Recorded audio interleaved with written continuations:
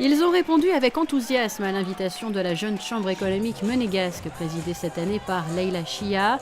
Plus de 2700 membres issus des jeunes chambres européennes principalement, mais aussi du monde entier, participent à cette conférence européenne organisée en principauté depuis le 29 mai.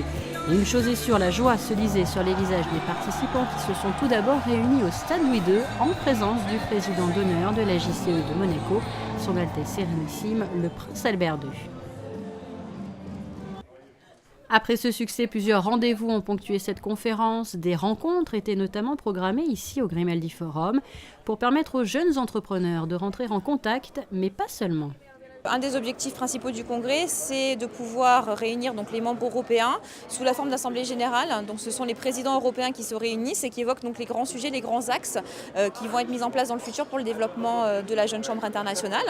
Et puis la deuxième chose, bien évidemment, c'est que les personnes se rencontrent parce qu'à Monaco, on ne se rend pas forcément compte parce qu'on a une petite jeune chambre, mais pour des pays un peu plus grands comme la Suisse qui a beaucoup de délégués ou l'Allemagne, c'est vrai que c'est l'occasion aussi entre délégués d'un même pays de se rencontrer, ce qu'ils n'ont pas l'occasion de faire tout au long de l'année.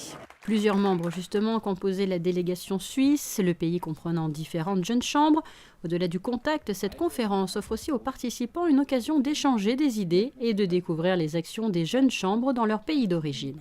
Mes objectifs étaient pour cette année de trouver plusieurs membres pour notre chambre, parce que c'est aussi très difficile de trouver des économistes qui se engagent pour des choses importantes.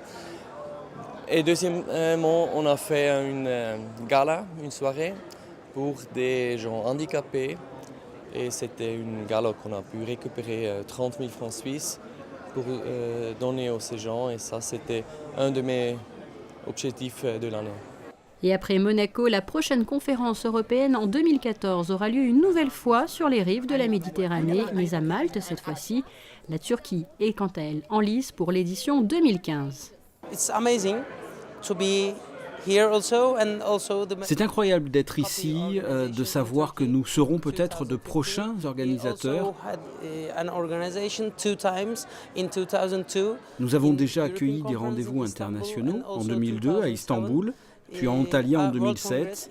Pour l'instant, nous sommes candidats, mais si nous devions gagner, ce serait vraiment fou. Mais pour l'heure, la conférence européenne se poursuit en principauté jusqu'au 1er juin, date de la cérémonie de clôture.